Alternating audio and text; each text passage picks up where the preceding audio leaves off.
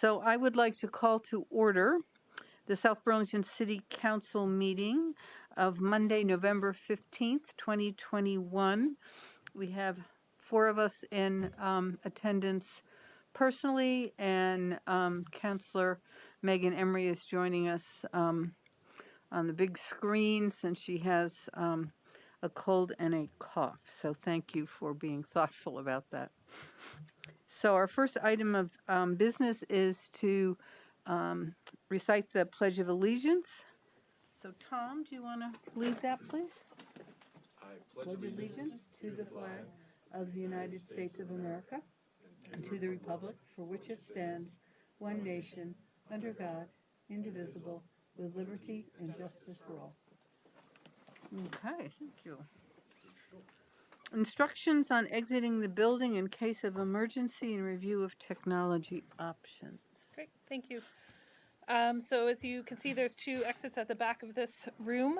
Folks can use either one and then go left or right to get out main doors.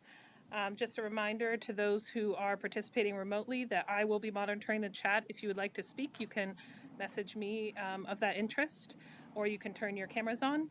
We will not be monitoring the chat for actual public comment or feedback for the council this evening. And then for folks in the room or who are interested in participating in the room in the future, this room is wired for assisted listening devices. So if you're interested in that in the future, please see either myself or Andrew Boldock. Thank you. Thank you. Okay, item 3 is the agenda review. Are there any additions, deletions, or changes in order of agenda items? Megan, did you have any? No? Okay. So seeing none, we'll move on to comments and questions from the public not related to the agenda. Just so you know, Megan, there's nobody in the audience here, but we've got a couple of people who would like to speak. Karen, I think you put your picture on first, so why don't we start with Karen Ryder? Okay, I know that the council has heard a lot about climate change in the last year or two, since we began interim zoning. I wanted to speak from my personal point of view. I am a grandmother to 4 grandchildren. I am a great-grandmother, which is hard to admit, to 1. And I just think about their future. And I know they don't all live in this area. Some do. My daughter does, and my couple of my grandchildren do. And I'm somewhat concerned at this point about the attention that South Burlington is going to demonstrate towards the whole issue of climate change. I know we have a resolution. I don't frankly remember if we agreed that you, the council, who I appreciate, has listened to a lot of this stuff, is going to review that on a periodic basis. But I know that some of you have young children as well. Some of you may have grandchildren. And so you know that their future at this point could be very bleak. And I lay awake at night thinking about that. How my 4-year-old granddaughter may have to face a horrible future because of what is happening to our climate. Now, South Burlington is just a small piece of that, but we take all the small pieces and we put them together and they make a larger and more impactful piece.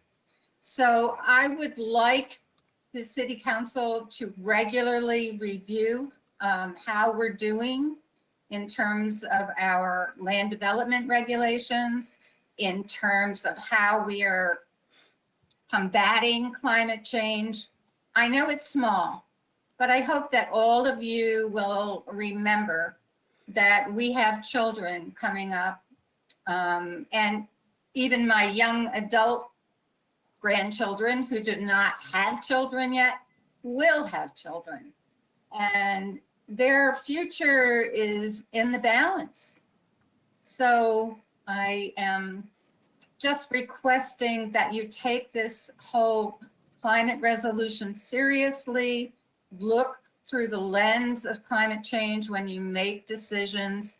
And that includes the DRB and that Affordable Housing Committee, and even the Bike and Ped Committee, the Park Committee. It's all wound up together. So that's what I have to say. Thank you for listening. Thank you very much. Okay, Bob Bick, I think, is next. Is it Brick? I'm sorry. Bob, you're muted. Bob, you're muted.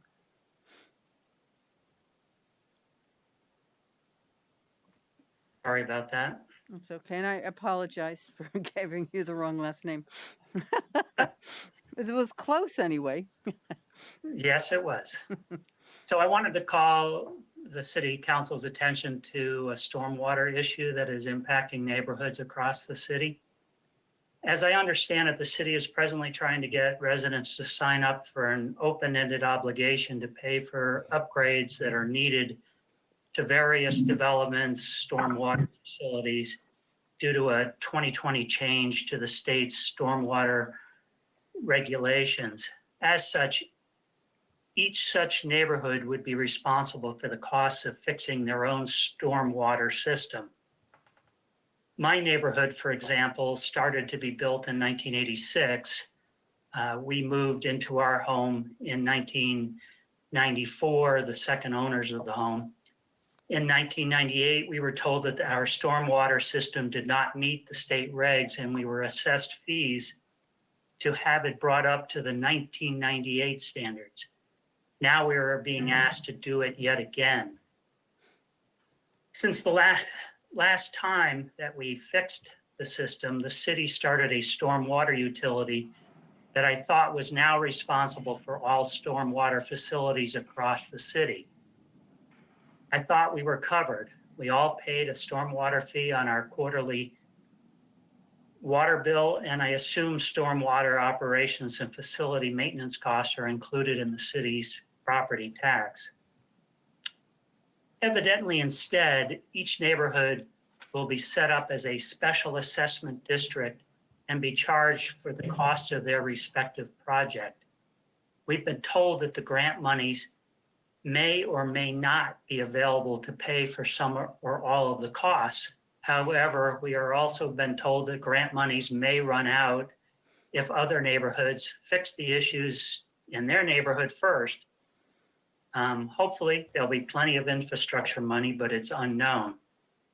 So don't get me wrong, we support clean water, but I believe that the net cost of these upgrades should be spread to the whole city like it was done recently in some of the the city's older neighborhoods, or at minimum in a pot net of grants to all neighborhoods that now require upgrades. It seems like it's going to be very ad hoc. I know there's a lot of information that you would need to know about this, and maybe some of you already do.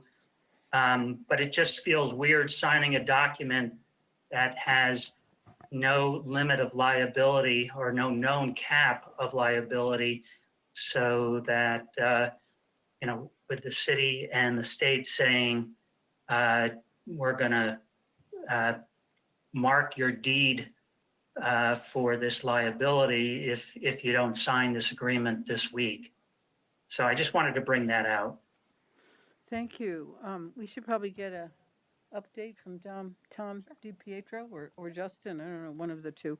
But Tom Chittenden, you wanted to say something? Yeah, if I may, just to chime in on this, Bob, I'm pretty sure I saw on Jesse Baker, our new city manager's agenda planner, that a coming meeting, it might be the next one, early December, we'll be discussing this topic in relation to a specific resident in Butler Farms. But I really think what Bob's raising is a broader discussion about stormwater planning, so I don't know if that is part of your agenda or not for that item. So that agenda item is very specific to a line that's not in city right of way, but I do think that we can provide I know Tom DePietro is on the line right now listening to this conversation, so we certainly can provide a more comprehensive update to the council at a future meeting.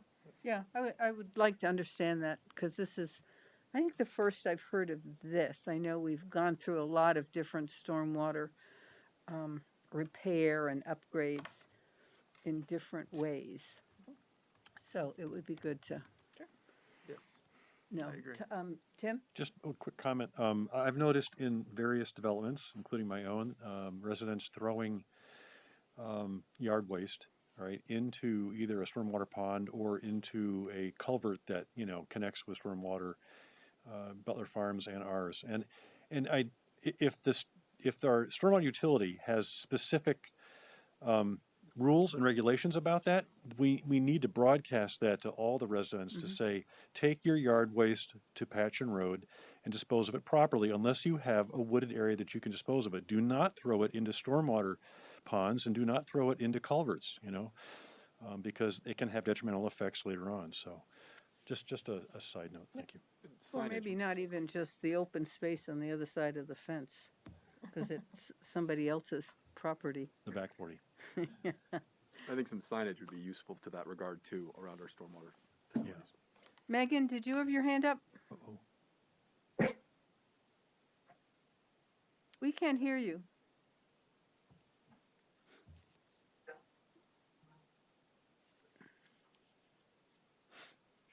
We still can't hear you.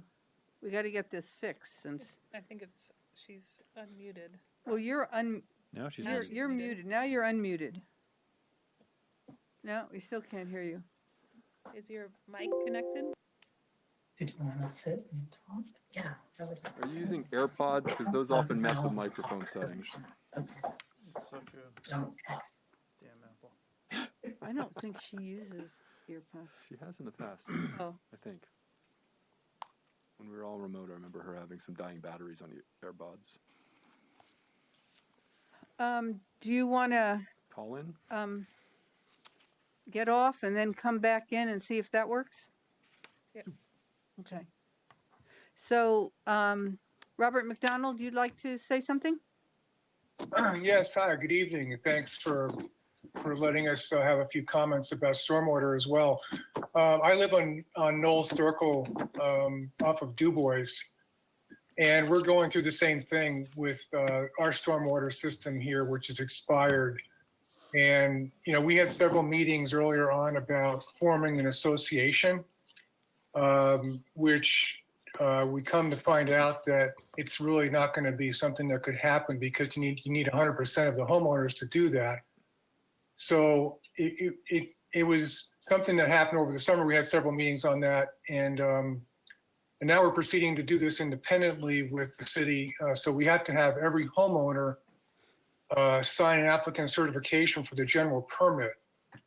And there's an awful lot of confusion about it, because we're not sure what we're signing, as Bob was kind of saying, and what our liability might be, and how open-ended it could be in terms of the various permit fees that are going to be imposed down the road. And I also wonder what happens if you do not get 100% compliance by the homeowners who have to sign this applicant certification form. Does that make it, void for the neighborhood, or is it a majority? So there's a lot of questions about this, and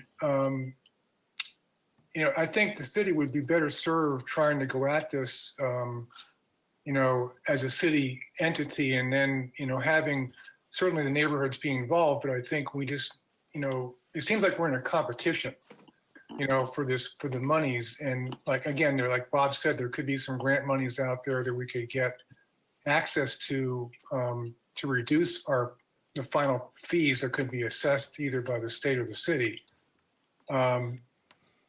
And December 1st is apparently a deadline, so for this applicant certification form. So it just seems to be very unwieldy, and I don't think the city, by all intent, wants to operate in this manner. I think it seems to be, this is something where you need almost like a top-down type entity to take it over work this through. So I just want to kind of echo what Bob said, that it is very confusing, and we're going through the same thing in our neighborhood. Okay, thank you. Thanks. Are there any other comments from the public? And maybe under I- new business, can I just say that, maybe under new business, we could talk about some ideas? I would, Or Sure. do you have some, or? I mean, I think we need to bring in our professionals because I don't know the answers to these things. I So- meant in terms of getting information out. That's what I meant. Okay. But we don't have to. I can wait, but if December 1st is the time frame, it sounds like some public education is needed. I don't know what the Potential. decision. I agree with Helen, if you can hear me. We can now. Thank you, Megan. Good. And Joan Britt is, Now we can't. Oh, you just muted Oh. yourself. Oh, There you go. you're okay Oh. now. Whoop, wait a minute. Who's on first? What's Go on ahead, second? Megan, well, I just wanted to say we're concerned about this deadline and we don't know what to do. And with the holiday coming up and all that stuff, so we know we're just bringing this to your attention right now, but if there's anything you can do to give us some guidance, that would be very helpful. Because if we sign it, does that lock us in while the city's working on a potential solution? Or should we hold off on signing it and have our titles clouded until it gets resolved? So that's our concerns as Okay. well. Yeah, thank you, John. Okay, Megan, do you want to come back on with a comment? I simply wanted to let you know that Joan Britt was hoping to speak. Oh. Okay, That's all. all right, thank you. Are there any other comments and questions from the public? All right, seeing none, we'll move on to announcements and the city manager's report. So Tom has some announcements. I just Are have, you running for U.S. Senate? I'm rooting for Helen Reilly to step Yeah, in. right. So I just have one that's hot off the presses, and I think it's been drowned out by other news of late. But about 4:43 p.m. today, I was told in one of my other roles that the governor is working on calling a special session of the legislature this coming Monday, the 22nd, with one specific purpose relevant to our role, which is to impose or to consider legislation that allows municipalities and their governing bodies to enforce and enact a mask mandate, and that could be as soon as that body takes action. So I just want to put it on all of our collective radar that if this does happen a week from today, it would then be before us to consider imposing a mandate up and through until April 30th, 2022. Right. And It doesn't include education, though. It's, that's what I heard on the news. okay. But you must have gotten the official invitation, so it might be more I don't accurate. think the legislation has been effectively fleshed out. All I'm seeing is the Right. letter from the governor. But just putting on our radar, maybe we'll have a special meeting during Thanksgiving week, huh? All right. I won't be here, but Good I'll be meeting. gone. Okay. Okay, any other announcements? Seeing none? Okay, Jesse. Great, thanks. So I was Oh, I'm sorry. Megan, did you have any announcements? I got to remember to look two places. Okay. Thank you for sharing that, Councilor Chittenden. I also, given that, I did want to give you a little update about where we are with COVID in South Burlington. So as of November 10th, we were at 996 cases of COVID in South Burlington over the course of the pandemic. So during the entire tracking of place-based or reporting of place-based cases. However, that was a 9.6% increase from the prior 2-week reporting period. So that's almost 87 new cases in the last 2 weeks in South Burlington. So given that we may hear, or that we've heard this announcement from the governor and the legislature may take action, I welcome any feedback you have on how you want to proceed here in South Burlington. So I'll leave it at that for now. Wanted the council to know that there has been a Act 250 appeal of the South Village permit application. This is a permit that the city has fully approved through the DRB and through the council. We are inclined to enter an appearance just for the purposes of tracking and monitoring the appeal. And if the council had any concerns about that, I want to give you the opportunity to express that, but generally we will be keeping our eyes on what's going on. It's being appealed at Act 250, not to us. What is the specific appeal based on the field, the store? We don't have information on that yet. Who are the appellants, do you know?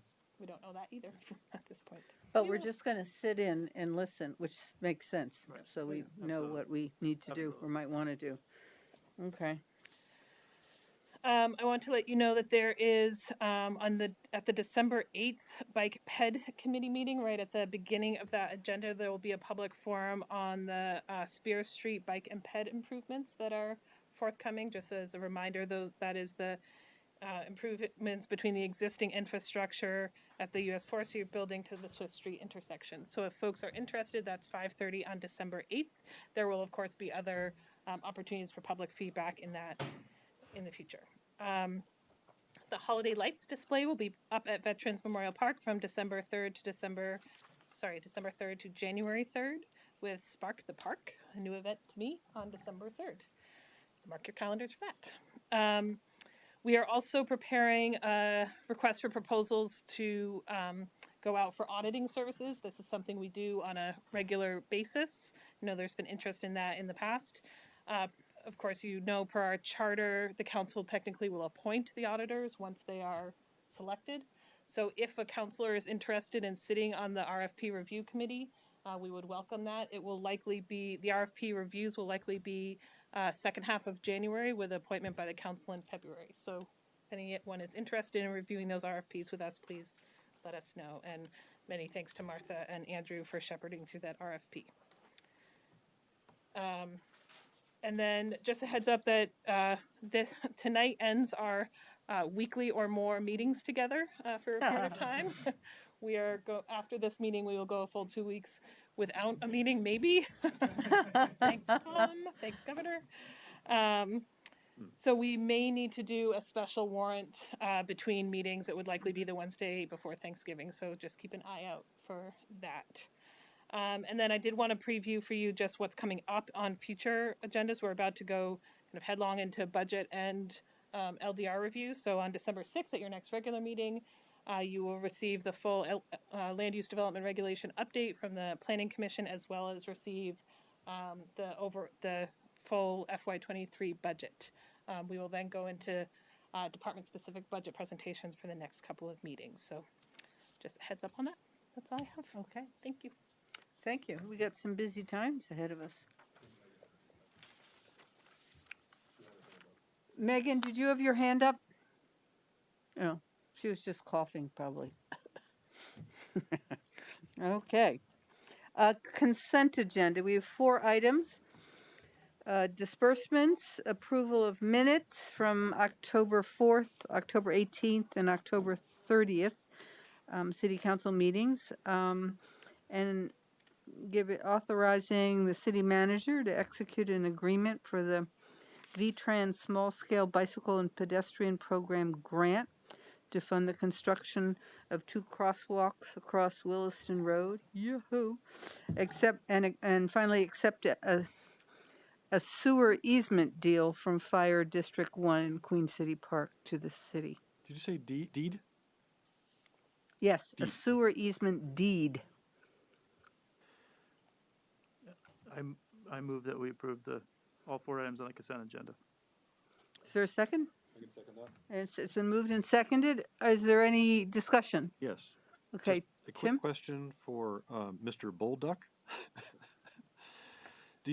So I'm looking at the disbursements and so the cost of, there's a Green Mountain Power bill for 180 Market Street for $4,300. So I'm just curious, do we understand how the building is performing from an electricity point of view versus the solar panels? And I mean, I don't, if you know something, that'd be great. Sure, yeah. I know it's taken us a little while to get online. I don't think we're fully there quite yet. I know our head of physical plant, Greg Yandow, has been working with our vendor to get that as functional as possible. But at the current state, I can't tell you more than, I don't think we're fully there yet, but we're starting to have a better sense as we live in this new building. So we don't know whether we are actually consuming the power from the panels at this point, or? Oh, we do know, yeah, we are consuming power from the Okay. panels at this point. They are operational. Okay, Yep. okay. But you don't know to what extent this bill reflects that. Correct. Okay. Yep. Okay. But we can get it, once you know, it would be interesting to find out. Yeah, I'd be happy. And then in addition, 577, the old 575, we're not paying that power bill, are we? Correct. Yes. At this So the point. account's been switched over to the school district? Well, so we still need to divide out what the Oh, the fire. difference is between 575 Okay. and 577. I don't believe those are separately metered. Although even if they are separately metered, we still do occupy a portion of 577. Sure. And I believe that was going to be done at a square foot basis. Okay. Yeah. All right. Good. Thank you. Okay, if there's no further discussion, ready for the vote?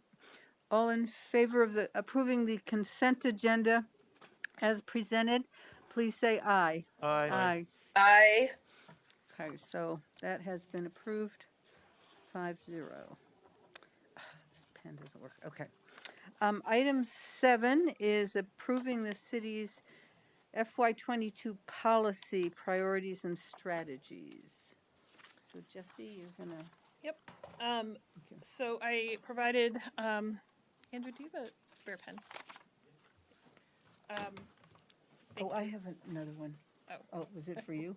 No. Oh. I have some others. I thought that one was working. Thank you. Oh, such a high maintenance chair here. So I provided to the council a very quick memo on the policy priorities, as well as a rearranged, hopefully for ease of reading, policy priorities and strategies set of recommendations. So a couple of things I want to emphasize as you consider this. So first, thank you so much to all of you and to the leadership team and the community members who participated in the October 30th retreat. I found it extremely useful and hope others did too, and that it kind of set us up for this work together in the future. As you'll see in this document, we've organized the final document into policy areas, so tried to break it out a little more for ease of use and organization in the future. We've also sorted them into several categories based on the votes received and further analysis that the leadership team did. And those are into strategies that are must-do strategies, strategies that the council and the leadership team identified as high priorities, strategies that the committees expressed interest in working on as its own kind of body of work, strategies that are pending community or committee interest or future funding. So not necessarily things we'll do unless something else happens that moves those forward. And then core services that we think at this point we are going to do regardless of prioritization. We also included the vote tallies on these spreadsheets as well. So they're here for your consideration. They are very, very similar to what you saw at the retreat. If approved tonight, I just want to go over what the next steps would be.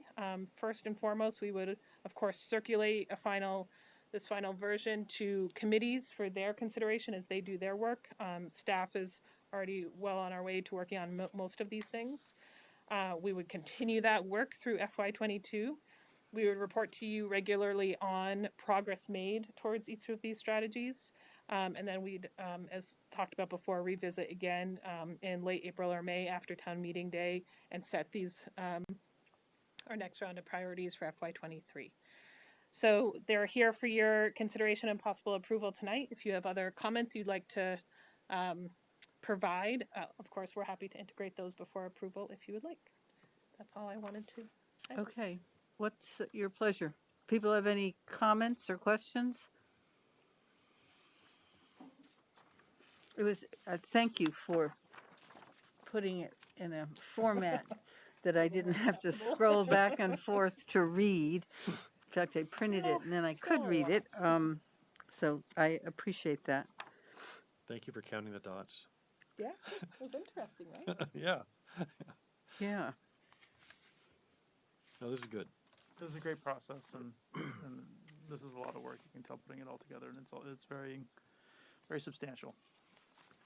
Does the council want to comment any more on the bike rack?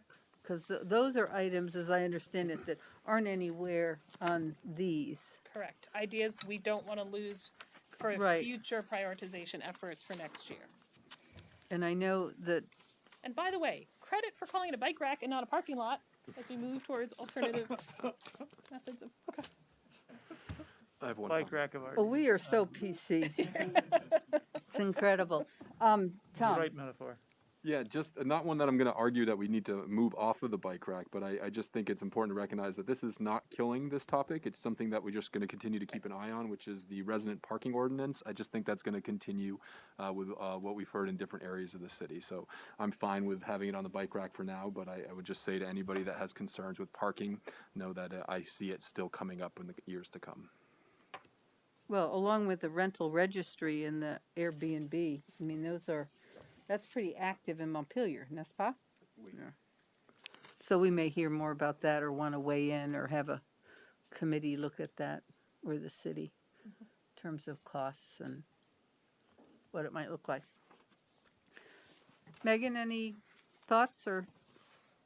I just wanted to say thank you for, I think you incorporated the handwritten comments into the sidebar comments, which I thought was, in terms of the action, but also the committees, and I appreciated that. And I'm assuming, but I guess it's better to ask, the bike rack, just as Helen alluded to, it includes actions that would require more time. That's how I understood it. Otherwise, some of these things could have been moved into the work plan, because we see some things that don't have votes that are on the work plan, right? But are of committee interest, or our core services, of course. But I mean, some of the things that had the city council vote for, I mean, there's clearly interest in them. I would have voted for some of these things on the bike rack too. And we had a limited number of votes.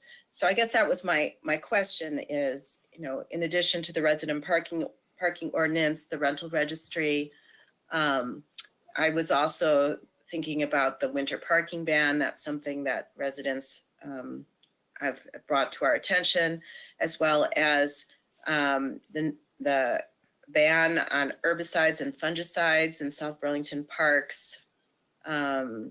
These are things that we've heard a number of times. Are these things that would require more time to implement, Jesse, which is perhaps why they would be on the bike rack? So they're not on the bike rack because of time necessarily, although they're all very new, or I shouldn't say new initiatives. They're all initiatives that we would be starting, and therefore, would have to be, our capacity would have to be weighed against our capacity to make good progress on them would have to be weighed against other capacity on the other priorities. They're on the bike rack because they were not, one, I think it was a failure process on my part to say, here are the ideas that we have heard that were not necessarily prioritized in the recommendations by the leadership team.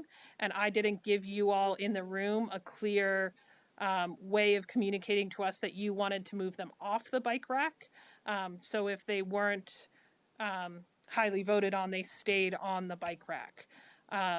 If you want to move some of them off the bike rack into the FY22 priorities, you can do that. If you want to move them all, then I think we're going to need to go back to the leadership team and say, what can we realistically accomplish this year?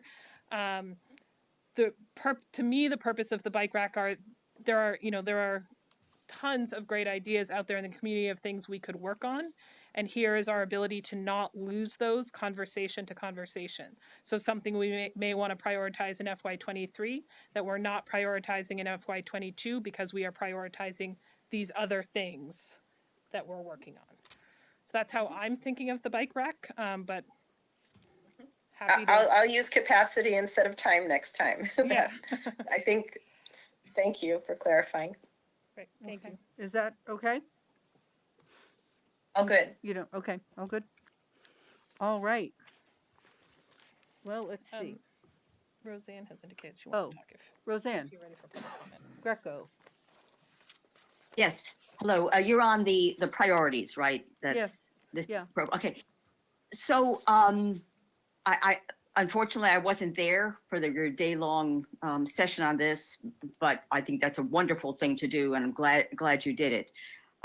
But I looked through all of them, and except for one or two, statements, there's very little, if anything, about the climate crisis and how to address it. I mean, you do have a point there about developing the climate action plan, but there's no mention anyplace else in your priorities about the climate crisis or how the city is approaching everything else if you think it is the, an overarching need, which of course it is.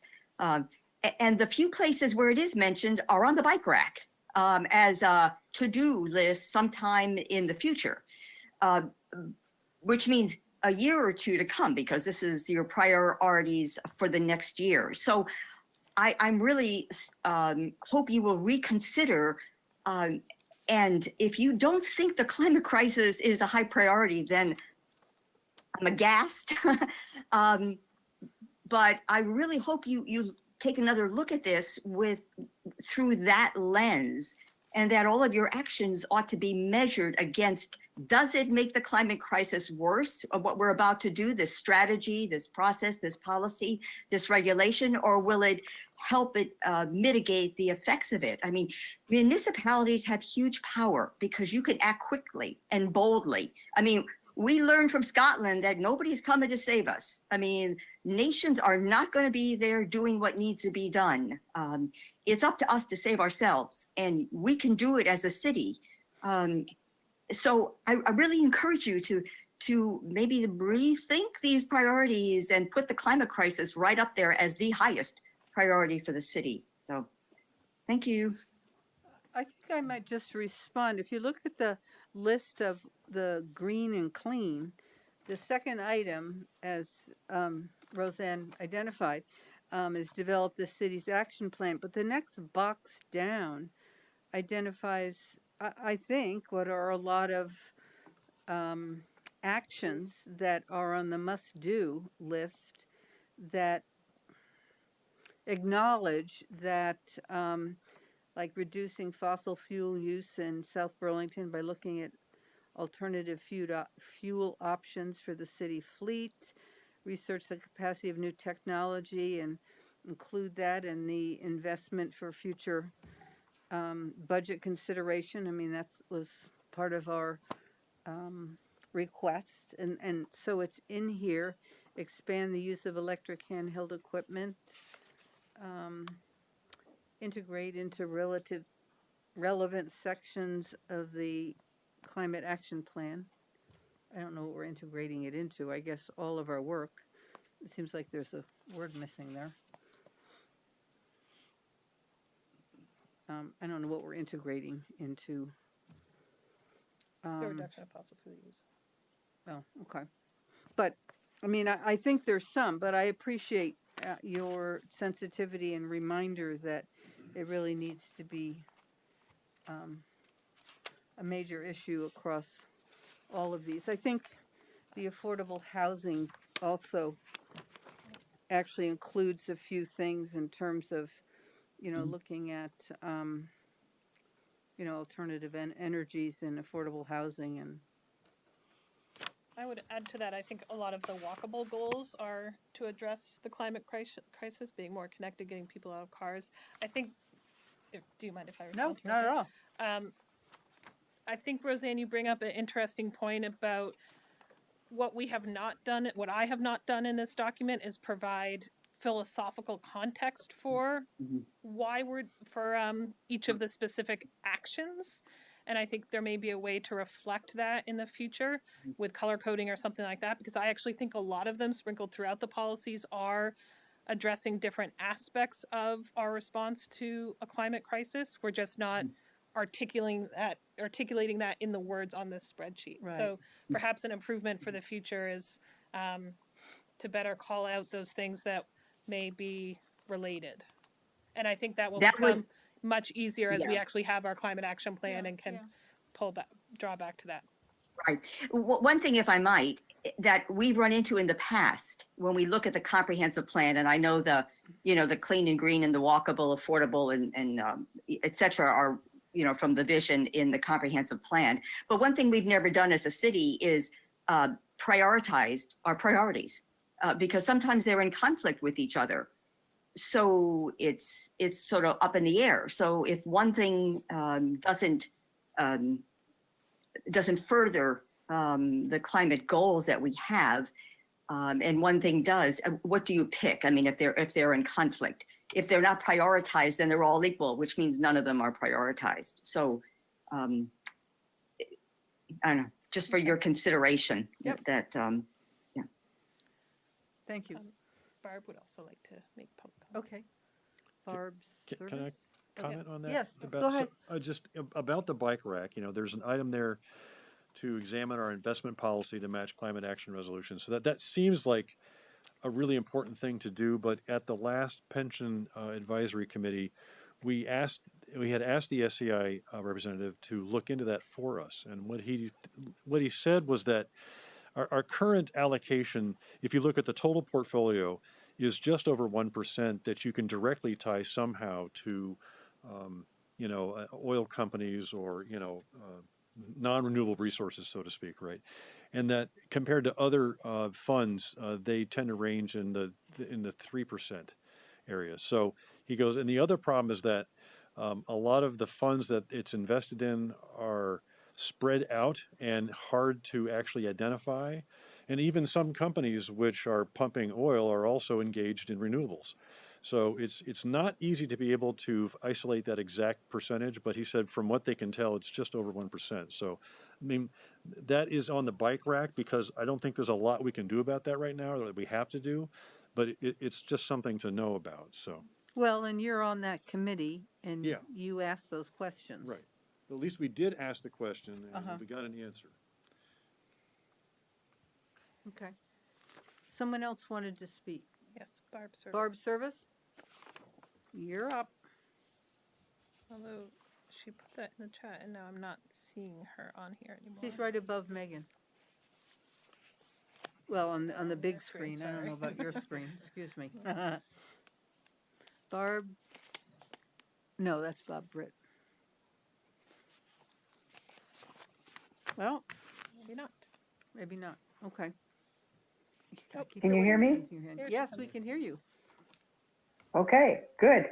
Doesn't matter if you can see me, as long as you can hear me. I had this all set on my computer to be able to comment a little more articulately, and the tech is here and my computer is on pieces on the table. So, but I had a couple of comments in the affordable and community strong, the parks and open space. I certainly understand recreation and park and natural resources. I would suggest that the common area and dogs committee should somehow be consulted in that process. As we plan parks, whether we think about it or not, there are going to be people with dogs.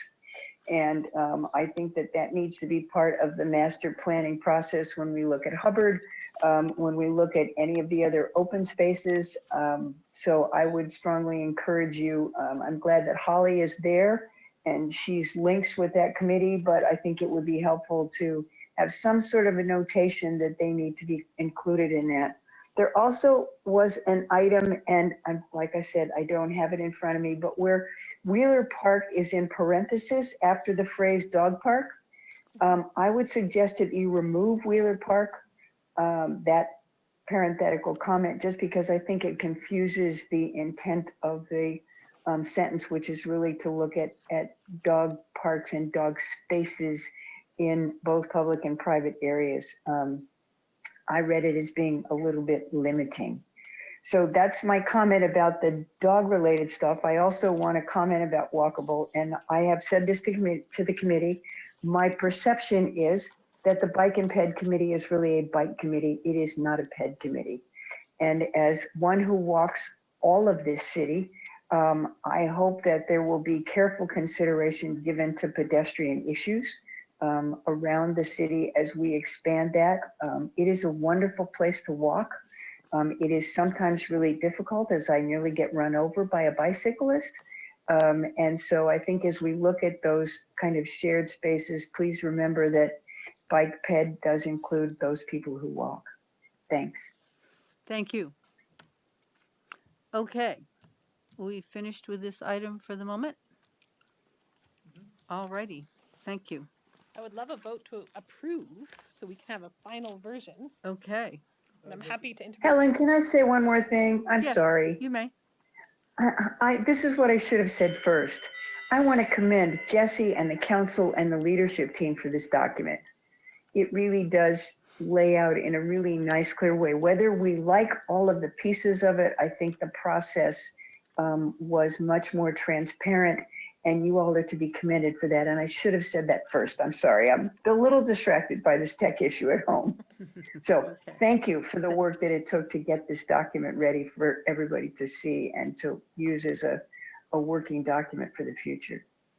Thank you. Thanks, Barb. Betty, did you want to say something? I've got to Yeah, I just had, because I've got to start a public quick hearing in about a minute. okay, I just had a quick question. How would a committee have input or be identified? Barb just mentioned it, on one of these strategies, if the committee's not identified in there as to be included in either seeking information, how would a committee be involved if they're not there? I think the Okay. Well, you know, just how do think a we committee go about could- doing that when we don't know what the issue is?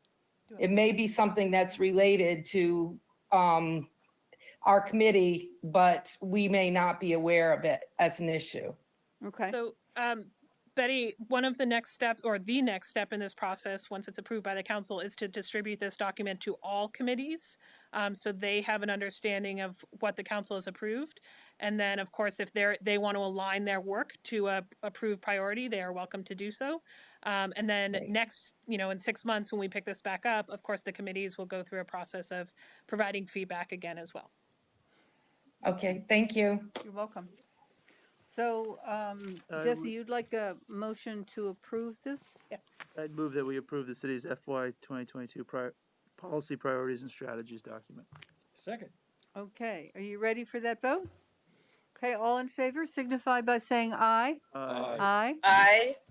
Okay, so that's been approved. Thank you. all. Good work. Yay. Okay.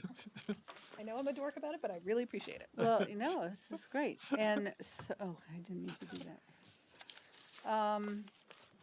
So next item is holding a public hearing on the tax incremental finance district substantial change request. It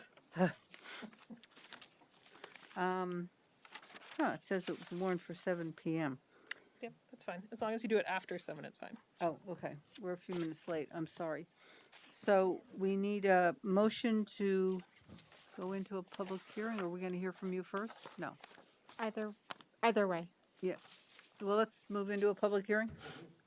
Second? Second. All in favor? Aye. So we are Aye.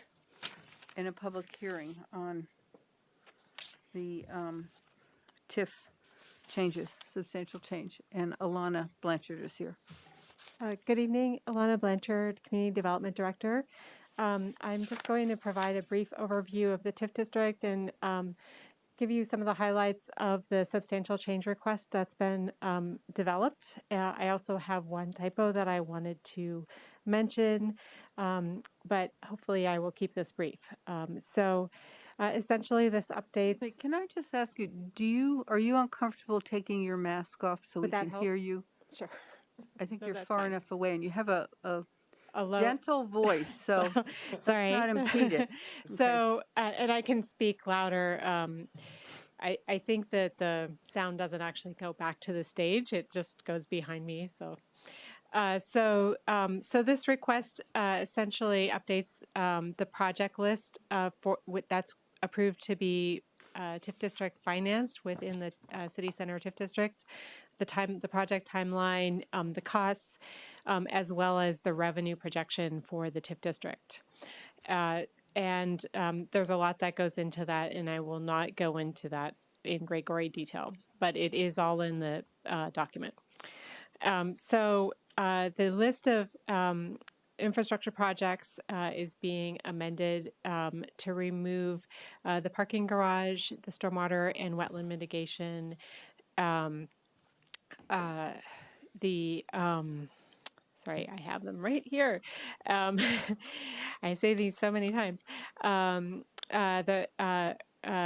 urban park and festival streets, and then also the recreation center.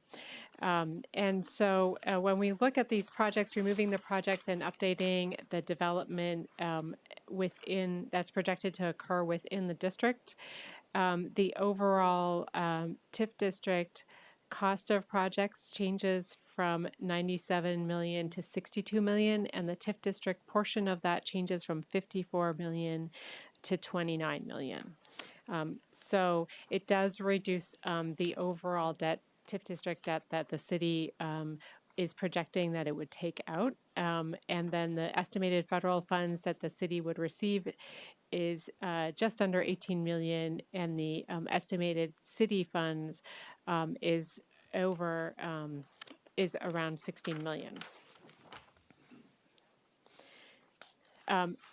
While there's a lot of changes in terms of the investment and in terms of the pace of development, the overall estimated value of the TIF district is actually very similar. So in the original plan, it was projected at 311 million, and it's now projected at 307 million. So at the end of the life of the TIF district, a similar value, economic value, would still be provided to both the city and the state. And that would be reflected on the grand list? Correct. Okay. And that's where that number fits in. Yeah. Okay.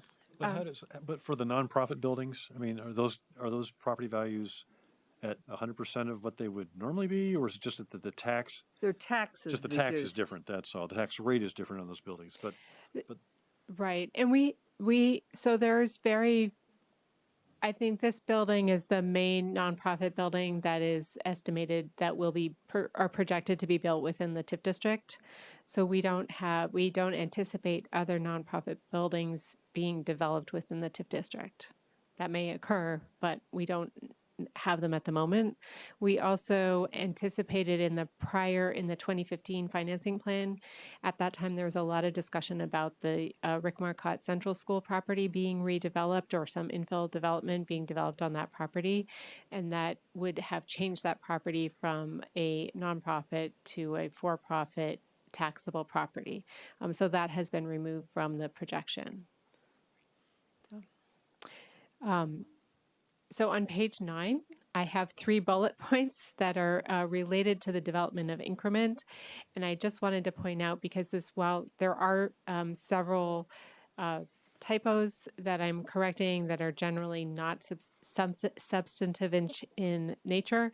This typo, the first one is a stray leftover from the 2015 plan. And so I'm deleting it, and it basically says that the increment is a result of public-private partnerships.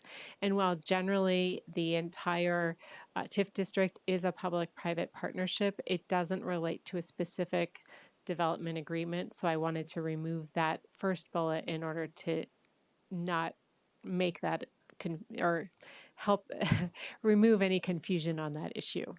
Oh, so that whole bullet is eliminated? Yes. Okay.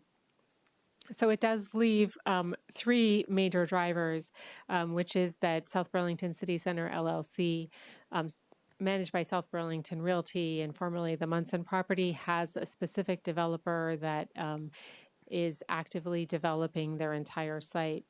As I mentioned earlier, the Rick Marcotte's Central School site has been removed, and then the overall pace of development has been considerably slowed, and then some development has been removed. Additional development has been removed. And then the last point that I wanted to make is that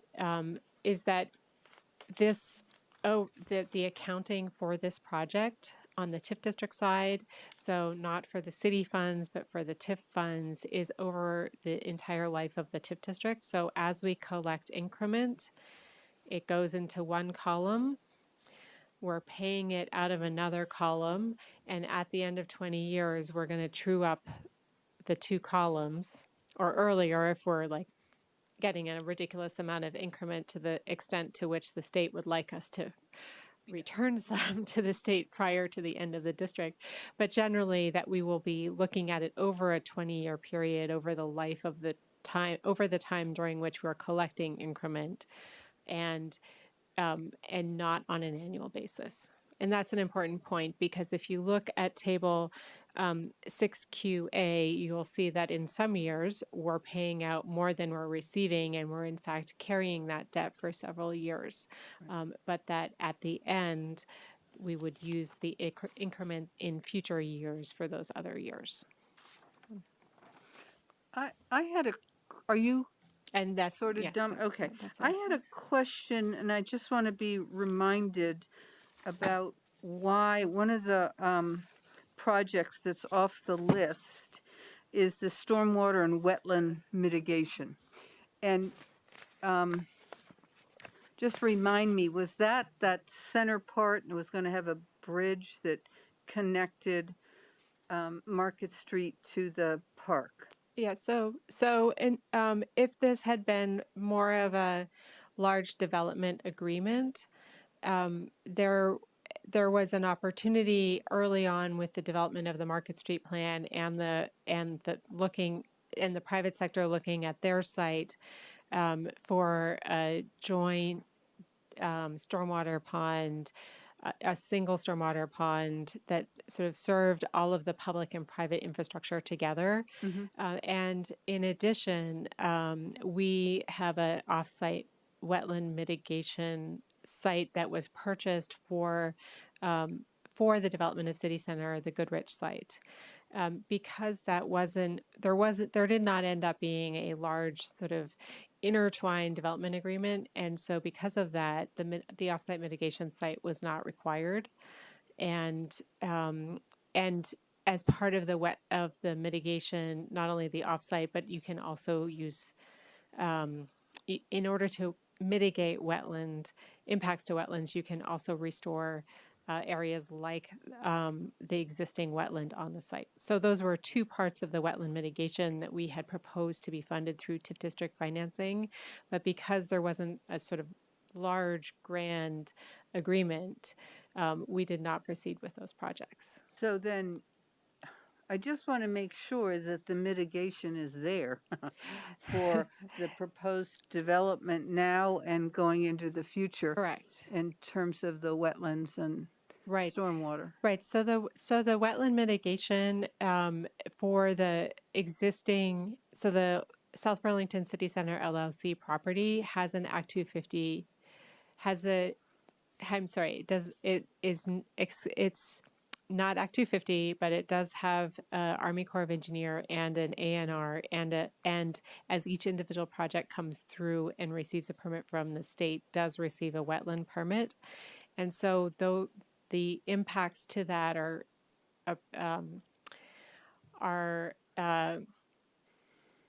the private sector is entirely responsible for addressing those impacts. And so they have permitted that on their own and will be funding those on their own, so not through the TIF district. Oh, okay. Yeah. I understand. Thank you. You're welcome. Are there other questions people have or comments? Tim? No? Okay. No? Megan? Not offhand, I did catch a couple of typos, but it sounds like you're on them, Alana. If you want to send me any, I'm happy to receive that. Okay, I see the detail, and I just want to appreciate the years and years of work and the calculations that have gone into this. And being conservative from the beginning has always given me great comfort as we've moved ahead in these projects. So just thank you for being the lead on this big project. Thank you. Yeah, for sure. Tom? I just reminded, we already saw this about a month or so ago, so this is just coming back to what we all agreed to. Are the public, I'm very interested if the public's Yes, here to the comment. public, I'm going to ask them. Once we get our questions or comments made, then I'm going to turn it to the public. Okay. Well, so Tim now when thought does of this go something. before the VED? Go ahead. When does this go before the Vermont Economic Development? So they would receive it probably this week, Yeah. if once approved, and they would then consider it in December. In December. Mhm. Is it going to require a meeting between you and them, or Yes, they will have a meeting and invite the city. is it 1 day meeting or 2 days? Or I'm hoping it's a one-day meeting. you hope it's a 1 hour meeting? Yeah. And they'll be doing this with Winooski and everybody else that has a TIF? So I think based on the experience of other TIF district reviews based on their experience with the state audit, they're recommending that as each district approaches their state audit, that they do a substantial change in order to align the plan with what's happening on the ground. Have other cities made substantial changes as well? I'm sure they have, but Yes. because as you get into the process, you find out that what you thought you had to do, you didn't have to do. When you have to do things you didn't think you had to Don't do. have that partner anymore. And yeah. stuff didn't materialize and other things did, and so. Right. Okay. Yes. Right. So this is expected. Yes. Yeah. And if I could just add to that, Alana led our annual TIF site visit with VEPC a couple of weeks ago and went over some of this in concept. So their staff and a board member has already been briefed about what is coming before them. Okay. So do we have any comments from the public? We only have one public member, or I mean, in the audience that I can see. So if there's no more comments, all right. I just want to, piggyback on Megan's comments. I mean, the numbers have come in as you've predicted, which is great. We haven't pretty much, so kudos. I feel more and more confident about this. I mean, I always felt confident, but, or optimistic or enthusiastic or whatever the right adjective it is, but it's proven to be a good process and it's working. So to some of the naysayers that were originally like, this will never work, and I think you have proven them wrong, and it continues to progress at a great way. And thank God we didn't decide to build a parking garage first. I remember the business community was pushing for that. Then they would do whatever they were going to do once we had a parking garage. Times change. Yes, times do change. Okay. So if there's no comments from the public, I guess we can close the public hearing. I'll entertain a motion to do that. Move to close the public hearing? Second. Second, all in favor? Aye. Aye. And so our next action is to approve this, right? You had some real language in here. Do you want us to use that? Yes. Let me find it. Be Who's on the- found it? At the front. I don't know what page it's on. Was it Page in the 2? beginning? Consider approval of substantial changes to the city center TIF district and submittal. You want just a motion to approve the substantial change to the city center TIF district and submittal? With non-substantive edits. Is that the language you want? Okay, so that motion has been made Second. and seconded. So if there's no further discussion, all in favor signify by saying aye. Aye. Aye. Aye. So you have your approval. Thank you very much. Thank you It's very much. Thank you, a Alana. lot of work, but you do it very well. You make it look easy, which is nice for us. Okay, so now we're moving on to item 9, a discussion on the land development regulation amendments, data requests and processes. And as I understand this, Paul, what you'd really are asking us as the council is to let you know what additional information we might need prior to and for the conversation with you on the 15th, correct? Yep, that's exactly right. Paul Connor, Planning and Zoning Director. As is laid out in the memo as a timeline and as discussed last week, we're working with Jessica, the chair of the Planning Commission, to prepare a full presentation and supporting materials for the council on December 6th. There are some pieces of the puzzle that we're already putting together, updating some of the numbers that were presented back in the spring around environmental protection standards.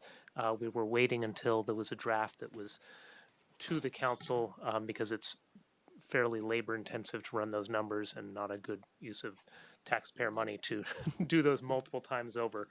And we're preparing some additional graphics to help illustrate what is in here. But really tonight, the main purpose, as you said, is to understand, are there information points, data, subjects of emphasis that you feel that you would like for Jessica and myself to focus on and make sure that there's a lot of attention to it, questions that you might want to have us be prepared to respond to so that you can best make your decisions over time after that. And then is there anything about the timeline and process that you'd like to reconsider and give some additional thought to so we can be prepared? So that's really what we're looking for this evening, and thank you for the opportunity to engage with you on these. Jessica is also here virtually tonight listening in. So. Okay. Comments or questions people have? Thoughts? Tom? Sure. So I just have three, and I'll just throw them all out there. The first one I don't necessarily think falls to you and Jessica, but the first one I would really like to see for the December 6th timeline piece. It says possible executive session on legal liabilities. I'd just love to have an executive session on legal liabilities, given the legal concerns and documentation that has been shared with the council from different stakeholders. So that's definitely of great interest to me. I want to ask some questions. Similar to the warnings and guidance we were given about 3.5 years ago, right at the start before we implemented interim zoning, I would like to speak to our lawyers about that.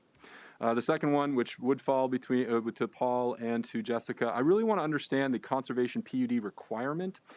It just seemed like it took a different turn about 2 or 3 months ago. At the beginning of interim zoning and throughout it, I was always supportive and still am for the conservation PUD option, but at some point it shifted to then be a requirement in the southeast quadrant and not the whole city. So I just really want to understand the Planning Commission's thinking on the conservation PUD requirement, because that causes me some concern based on some of the documentation I've seen from different sources.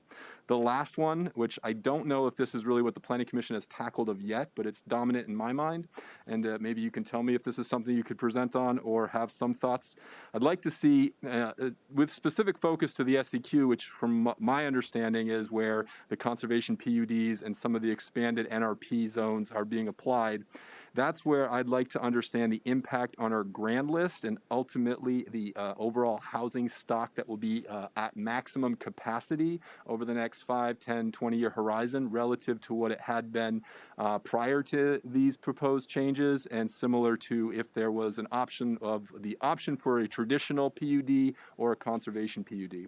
So I know that we have kept, though it might be a surprise to some taxpayers, we have kept our tax base with the grand list growth at a reasonable pace, a more sustainable base over the years, because as that document from that study by Kevin Dorn's charge to John Stewart showed, that additional housing stock has helped in the municipal spread of the costs of our infrastructure to our taxpayers. I just want to understand how much less housing these rules will afford the community in the years to come. Those are my 3 areas of concern. Thank you for letting me state them. I have one just to piggyback on the last one, and it's sort of the flip side of that. And I don't know if you can do it with a map. I know there's the map that shows all of the 4 acres and greater lots in the city, some of which you actually could be developed potentially. Mine is not, yet it's in that pink thing because I have a deed that doesn't allow my lot or my neighbors to develop anything unless we both agree, and that's highly unlikely. just in terms of where our houses sit on the property. So that's kind of one piece of the potential development opportunity out there. I don't know how many others there are, but I'm just trying to get a handle on if all of the potential development sites were developed relative to the new PUD density. How many houses is that, or how many? Can we estimate that? What is the growth of housing potentially in the city when you look at 4 acres or more of land that's can be developed? So you would like to have It's some scenarios, like possible scenarios?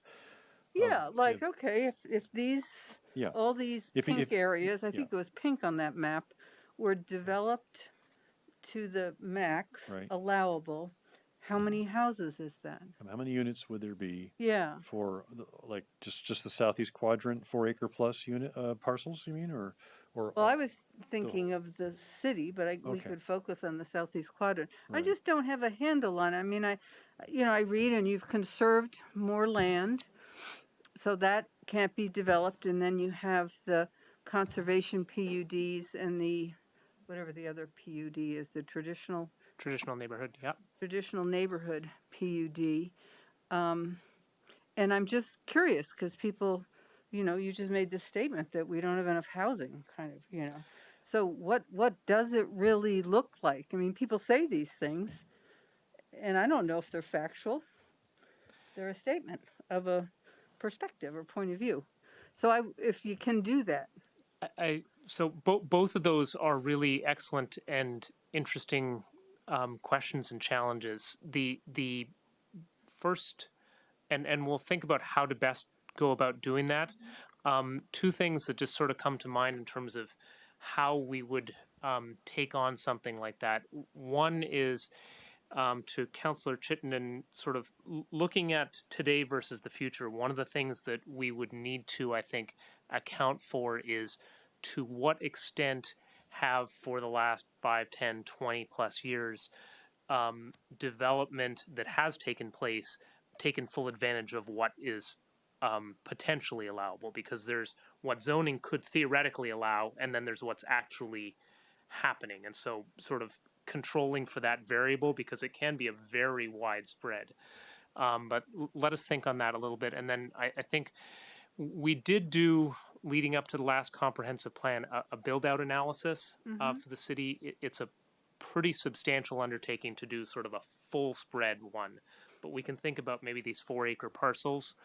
One of the tricky things with it is that some decisions have to be made sort of at the putting together an estimate of, especially with redevelopment, what choice is somebody going to make? So, for example, to take the area across the street from us, the University Mall could have hundreds and hundreds and hundreds of dwelling units, or maybe they'll choose not to be residential for a long time in the future. So there's some variability in there. Similarly, at the other end of the spectrum, under Vermont law, any single-family home could have an accessory apartment. So in that range, and something that the regulations will be making a little bit simpler to do pursuant to the new Vermont law, in theory, there could be however number of single-family homes, 3,000 or 4,000, doubled as accessory apartments. Now, I don't think we wouldn't project that every single one is going to, but thinking about how we characterize it in a way that is respectful of the request, which is to understand what the new rules do, but not sort of assuming extremes of every single person's going to use every single stitch of land that they could. So let us think on that a little bit, but that's helpful. But people have talked about this balance between development and conservation, and so, what are we talking about in terms of what's the reality? And then the second thing is probably because it's me being lazy, but can you clearly show what the Arrowwood report suggested and what these LDRs deliver and to what extent? I'd just like to see that kind of on a piece of paper or something. Absolutely, yeah. Okay. Matt? Yes, thank you. Couple things. One is similarly, I'd like to know how much land that is currently developable is now conserved. Secondly, to reiterate Councilor Chittenden's point, we've had testimony here 1 week ago. We've had letters written to us suggesting that what you've put together is a taking. I'd like to have a deep dive from our legal team to determine whether or not these policies put in place are in fact legal. That's what you meant about legal liabilities. Okay. And lastly, these land development regulations are now vested for 150 days. That gets us to what? April 5th, April 6th? The timeline is incredibly aggressive, especially if it's not aggressive if we just vote them up or vote them down. But if we are to alter, to change, to modify, to edit any of these regulations, land development regulations, we need more than a week to run it by Paul and his team, to run it by the 7 volunteers. I think that the January 10th date as a possible vote should be edited so people don't think that we could actually possibly vote on the 10th. I don't see that possible at all unless we're just doing this and that. And I'm not in favor of that. I'm in favor of modifying as we see fit.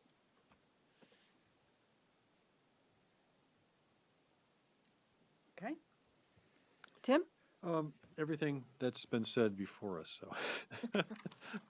But, I mean, so I'm not gonna make any large comments other than echoing the things that people have spoken about right now. I mean, philosophically, I'm not gonna go into that right now because I'll save that for another meeting, right? When we actually start having those discussions, with the Planning Commission at the next meeting. And, but I think it's important for everybody to understand that,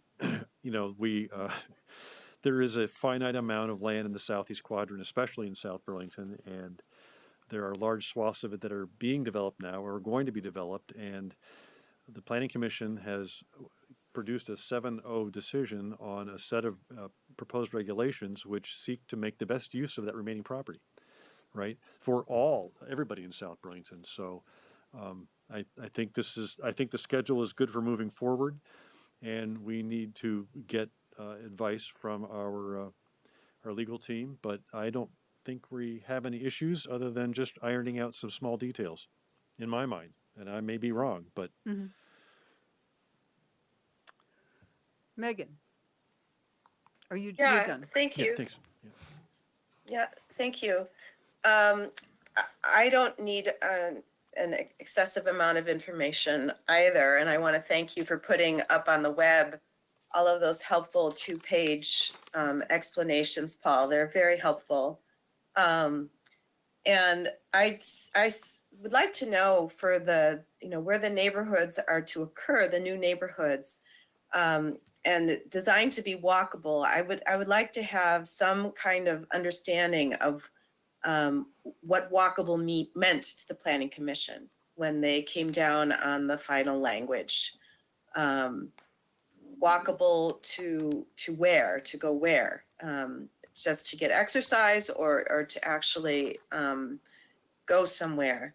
And I'm assuming that also means bikeable or I would hope also access to transit.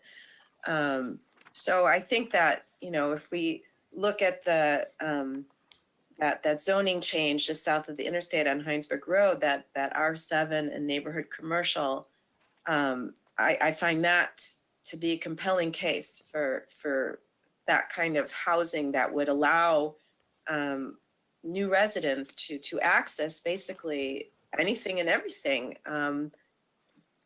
without too much travel or difficulty. And so how does that compare to the other possible neighborhoods that will, be developed over the years to come? And just like Helen said, I wanted to know how the land development regulations stand up to the Arrowwood recommendations, since that is, they came forward with, I think, actual maps that I haven't seen necessarily. But I would be very interested to know how those maps would jibe with the land development regulations as the Planning Commission has issued them to us. Thank you. Okay, great. Thank you. Any other parting? I suspect if someone thinks of something else, they could contact you and Jesse, and is that okay?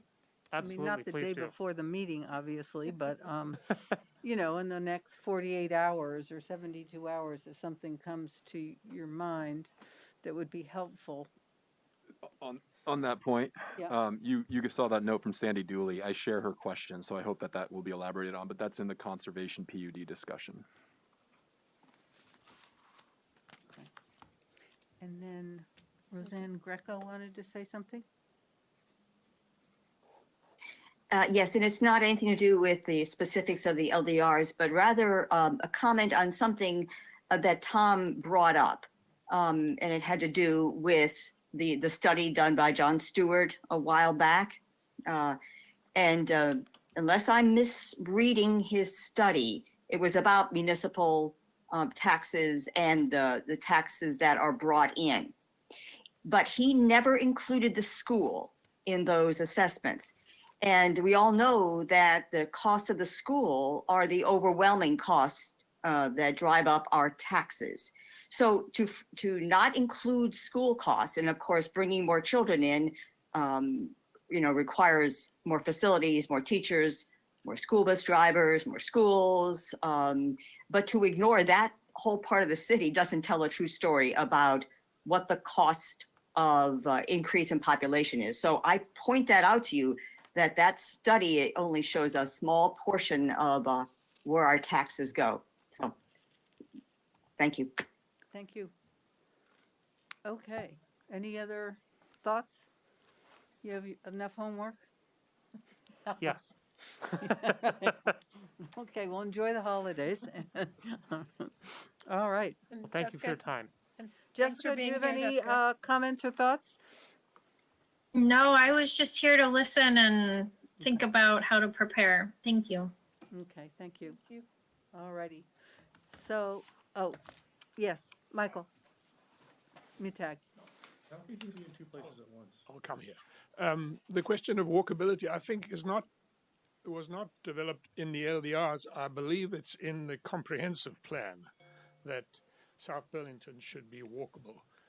So we shouldn't confuse those two or conflate them. Okay.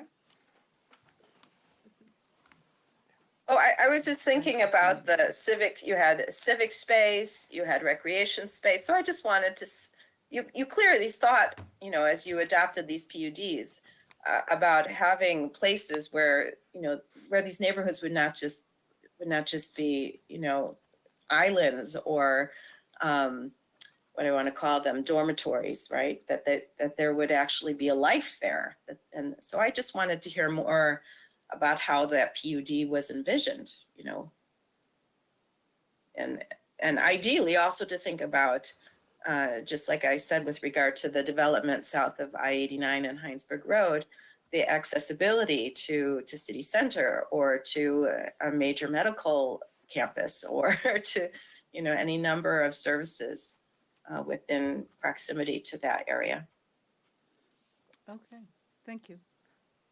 Thanks, everyone. All right, let's move on to item 10.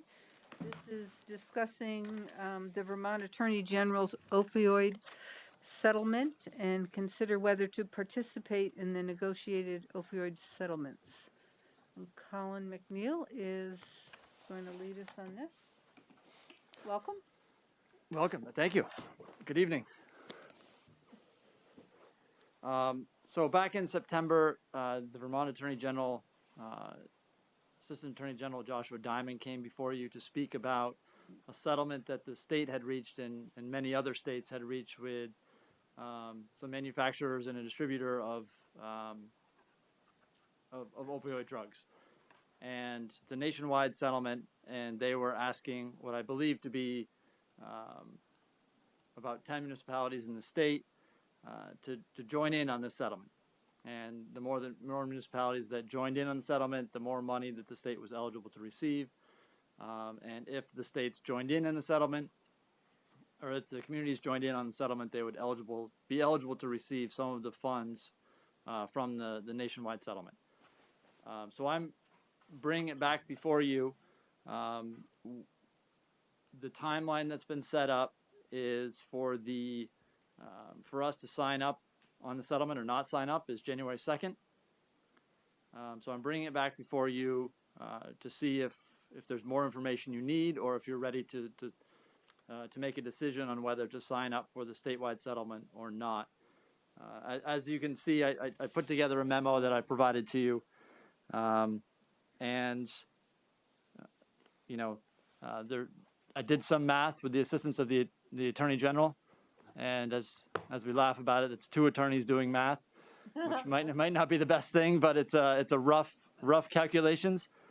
So you'll see in the memo that if the city were to be a part of the settlement, from the distributors, it would get approximately $340,000 over 18 years, and from the manufacturer, it would get $78,000 over approximately 10 years. Those are rough numbers, but that is what the city would be entitled to receive for opioid abatement purposes over the course of this. The alternative, if in analyzing whether we want to participate or not, is that if we don't participate, we don't get that money. And one thing to consider is that if we elect to participate in the settlement, we'll likely be having to sign several documents, such as general release documents, that would waive any claims that we would have against the manufacturer and distributors who are involved in this settlement. And we wouldn't be able to bring an independent claim. So that's another component to think about if you want to bring an independent claim or not. Okay. Tom? So I'm generally inclined to support this. I would say I don't see value in us as a city going it alone. Lawyers are expensive, very much so. My one question that could factor into wanting to either consider more time or hear more perspective, I'm assuming that this settlement is conditional on enough of municipalities actually signing on to this. Do we have any inclination, any read that this is mostly palatable to a majority of municipalities in Vermont and elsewhere, or do you have the sense at all, any sense whatsoever, whether or not this is hitting a lot of resistance in conversations just like this? In my conversations with the Attorney General, they didn't indicate that there was any resistance being received, but at the same time, they didn't notify me whether it's being received positively or not. So I don't have the information to answer your question. So could I? Yes, So I know anecdotally from conversations with managers that these conversations are happening at with other elected bodies and being received well. I haven't heard of any yet that have not been received well, but that's anecdotal. It's not the full 10 municipalities that are being considered. Matt, you had a... Yeah, I'm in favor of this, but quick question. Do you know the answer to this? $418,000 paid out over 18 years, various stages. Is put into our account in an escrow account, or is it, when do we draw upon it when we have something that fits the terms of the settlement? Does it gain interest? Do we put it in a pension, in an investment vehicle? Do you know those answers? I don't know how that would work. I mean, I think we'd probably have to set up, I would just be guessing, but I mean, it has strings attached, Yes, so it has to be used for certain purposes. So I imagine it wouldn't just be able to be deposited in the general fund. It would have to be deposited in when it does come in, probably an account to be specifically used for abatement services. If the tobacco settlement is a good example, the state got quite a bit of money, but it came in on an annual basis. They did not give us the whole settlement, and then you can, invest it and make twice as much money and spend it all in 3 years if you want. Right. It was an annual. I think it was annual, but you got your annual allotment within the year. Maybe it was 2 payments. I can't remember that. Yeah, that makes sense. So I would guess that's what this is going to be too. Yeah. I thought that when we had this discussion before with the representative from the Attorney General's Diamond. office, that there was something like, we really couldn't use the funds directly. We would want to have them directed back to either the state or, whatever entities are that provide those abatement services, whether it's the Howard Center or whatever. But Right, you might wanna I pool was it under the or impression something. that we would want to participate to get the money, but we actually wouldn't get the money. Somebody else would get the money to use correctly. But I don't remember the details of that. This is what we get, if I'm not mistaken. This is the 15% that comes to the city. The states get keeping 70%. Is that right? Yeah, that is correct. So this is the money that we would have authority to use. If we, for example, were to deem that we need better bus facilities, a better bus house for the methadone clinic or something like that, then the city, within some parameters, could use these funds how we see fit to address the opioid crisis. Or we could organize with, and like give it to the Howard for more services, to have another Right. person, mental health and, that's substance that- abuse kind of. Right. That my recollection of that conversation was that Mr. Diamond was saying that we don't have to individually be providing. We can pool with others and support, like pass the funds on to Howard Center. So the initial conversations we've had, and very, very tangentially with our neighbors as well, is this a financially sustainable funding source for the community outreach team to actually expand their services? So we know that those are the employees, not our employees, but employees we are paying for to partner with our staff to address these emerging needs in our community. Is this a way we take that, by my calculations in the first 10 years, it's about 26,000, and offset basically the general fund to fund that added service for our neighbors? But would that be abatement, though? I mean, I Would think that it's be considered pardon? abatement because, well, I mean, we'd have to go through the Yeah. legal Yeah. hoops for it, but Right. it's We'll get- addressing the immediate impact on residents in our community, sending those outreach workers out We'll to. cross that bridge when we get to it. I also recall the Attorney General speaking that you could potentially pool your money with other municipalities to make it maybe have more of a direct impact together. Right. And the state's still going to do something with their 70%, which might come to South Burlington through one way or another to the Howard Center. Okay. Would you like me to make the motion that's in front of me? Yes, please do. So I move that the city of South Burlington participate in the national opioid settlements in the lawsuit brought by the state of Vermont against pharmaceutical distributors McKesson, Cardinal Health, and Amerisource Bergen, and pharmaceutical manufacturer Janssen Pharmaceuticals Incorporated and its parent company Johnson & Johnson, and authorize the city manager or her designee to register on the National Opioid Settlement website to participate in the settlements, and authorize the city council chair to execute all formal and binding documents required for participation in the settlements. Second. Is there any further discussion? Megan, did you have a comment? No, Okay. no. All right. I didn't want to, I forgot to ask you on that. Okay, if you're ready for the vote, all in favor, signify by saying aye. Aye. Aye. Aye. Great. Okay, thank you. Thank you. Thank you, Colin. Thanks, Colin. Reports from counselors on committee assignments. Did any committee meet? Nope. Naturally, airport's meeting Wednesday. It's always after. Okay, but I will tell you that we're working on, whether it will be, accepted or not, but we're working on the job description for the airport director. So we've added. It's changed since the last time? Well, we wanted to see what it looked like and potentially make some suggestions Okay. in the process. And That makes sense. so I don't know if we'll have any participation actually, but we'll see. Any word on the former director's lawsuit? Oh, has he? Well, there was I a didn't news read item that that he was suing to get his job back, but I don't know what the status is now, whether No, the suit was. I wasn't even aware of Oh, that. okay. So, but maybe we'll talk about it at the meeting. I don't know. On that comment, on that Yeah. topic, I'd love it if that job description and the HR policies that I heard the Burlington City Council talk about wanting to amend and revise, I think that aviation director, since it's really the regional airspace, should solicit on an annual 360-degree review basis feedback from the affected communities of the use of the airport. I would, looking back on my 8 years, if I had the opportunity on an annual basis to submit a written document with my feedback about the airport management, and that would be factored into their, in a private, discreet manner, not in a public manner, but used in their HR file, I think that would have gone a long way and could go a long way in addressing a lot of the valid concerns and municipal interests around that asset. But I'll leave it at that. Well, I did recommend a 360 once in a while. I don't think you want to do it every time, but it's a wonderful way to review in a very holistic way, but it's a lot of time. So you really don't need to do it, in my opinion, every year. But anyway, okay.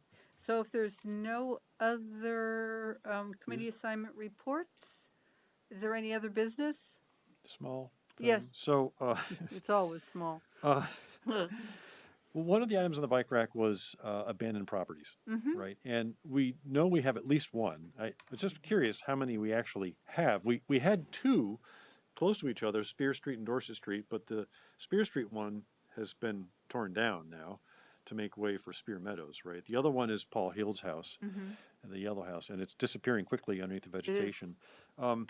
My wife stopped by that property to take some small cuttings from one of the trees and looked inside. And every window's been busted out. People have been taking spray paint and pretty much have tagged the entire inside of the building and thrown all the furniture out through the windows. And so it's a complete disaster, and the barn is falling down. So I'm just asking that question: who owns this property?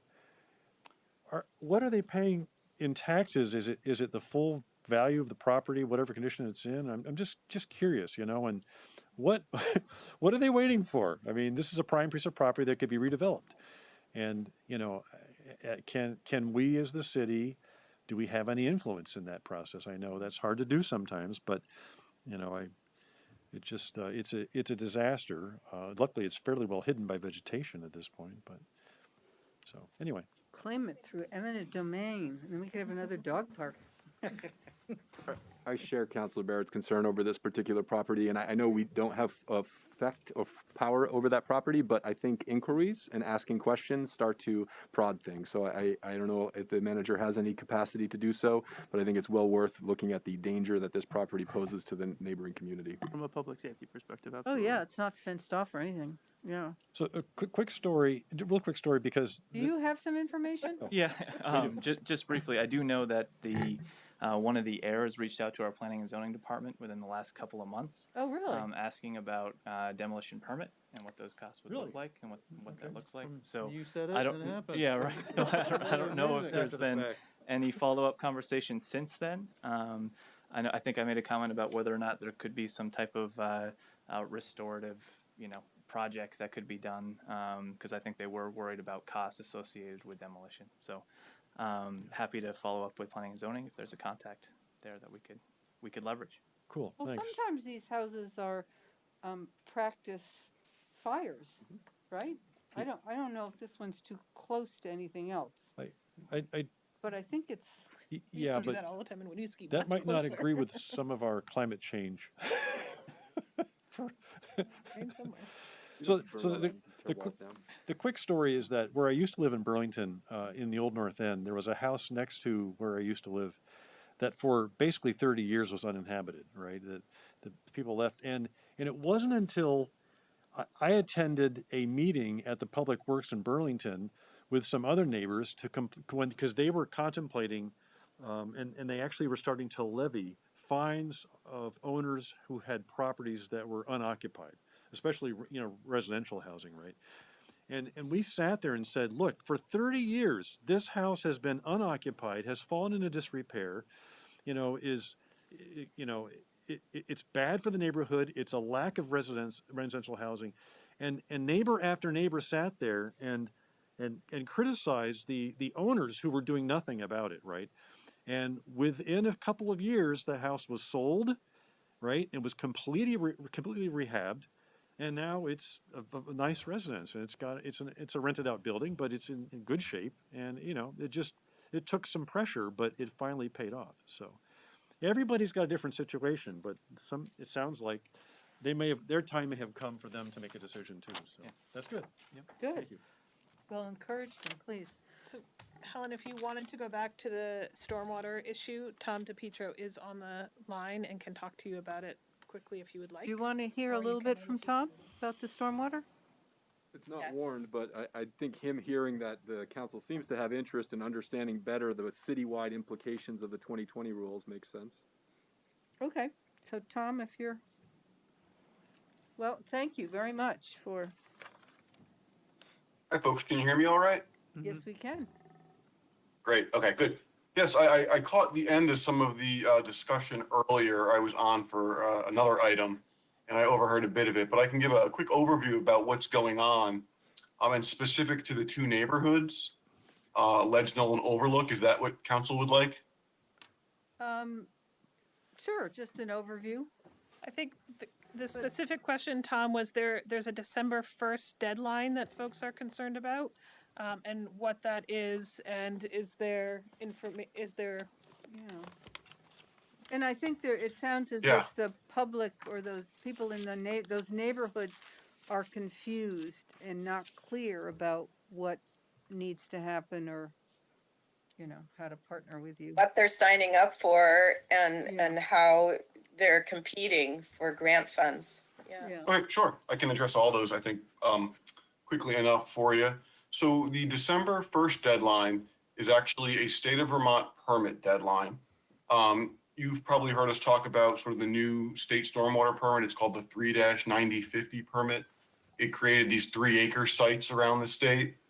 And so that's what the deadline is. There's an initial NOI or a notice of intent on an application form that needs to be submitted. There's 46 of these sites, if I recall, around the city. And folks are working on getting their, like I said, their NOIs in. These two neighborhoods are special in that they don't have homeowner associations that can sign off. So in order, well, let me step back for just a second. Our involvement here is to try to help them get these applications in. That's what we're doing at the moment. So Dave Wheeler, the city's stormwater superintendent, has been in touch with these folks and has done outreach, trying to reach individual homeowners to talk about kind of why there's this deadline, the fact that maybe they have a state stormwater permit in the first place they weren't aware of. So that's the deadline piece. And I'll stop there for questions before I get into the money piece. What's your dog's name? That's Avi. Is he back there? Yeah. He's listening in. It's a puppy, right? No, he's 13. Oh, an old dog. Oh, yeah. Well, they have tricks too. You can't see the white in his beard from there, I guess. Yeah. Yeah. Yeah, Tom?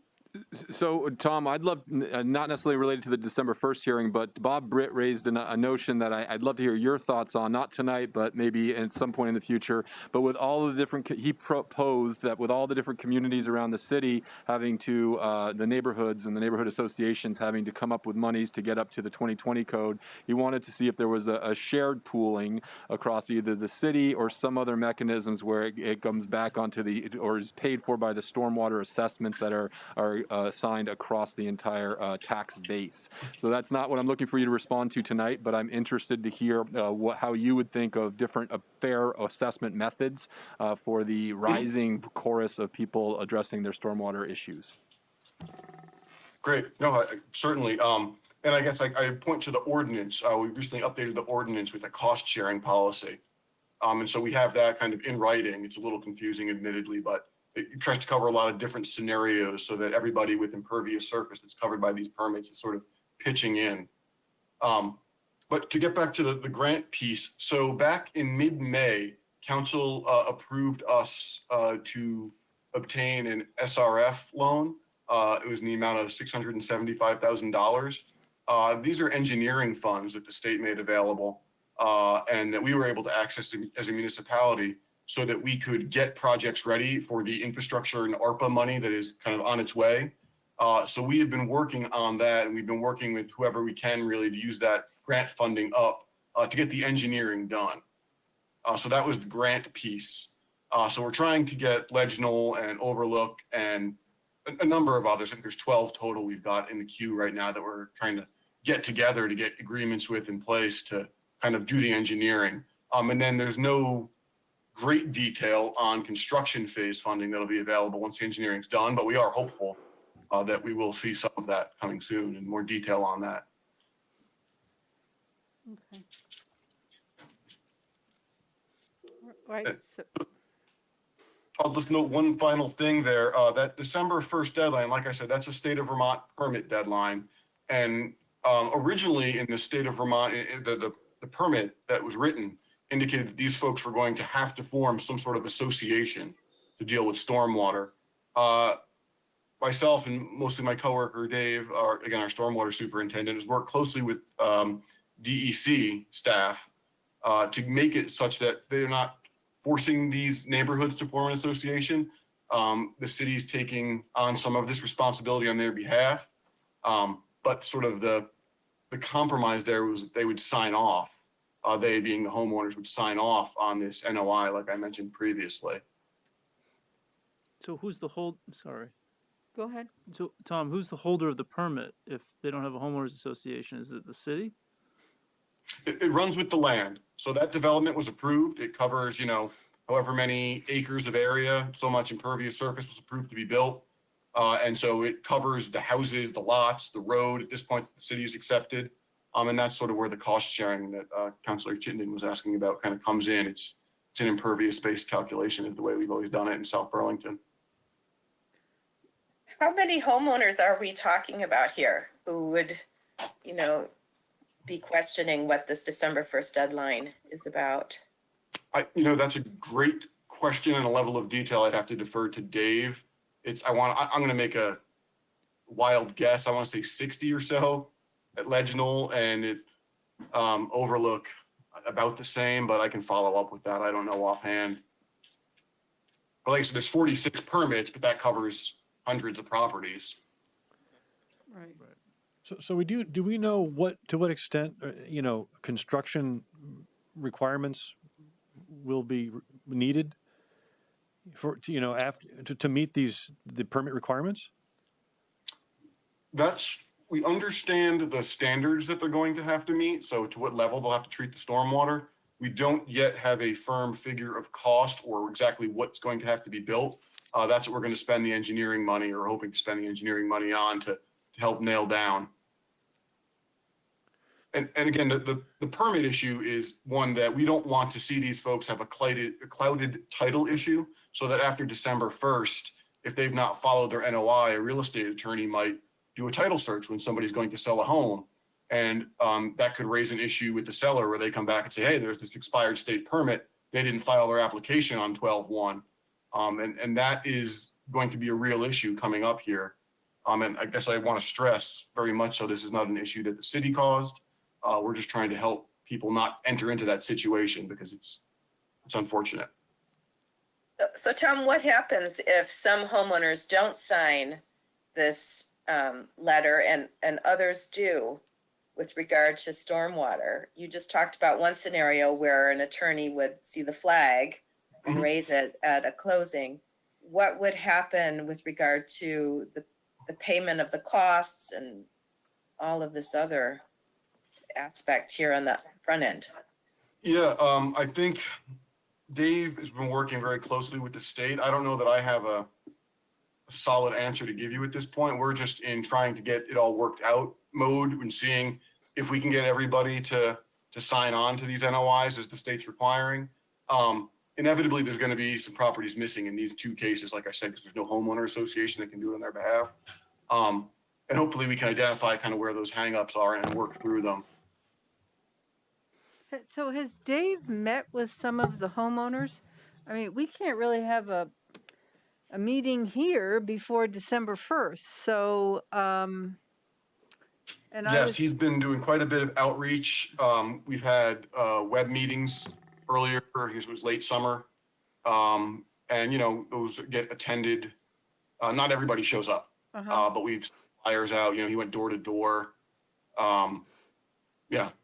And I know he's spoken specifically with Mr. and Mrs. Britt, and I didn't catch the other gentleman's name in Ledge Knoll, but I know he's been working. McDonald.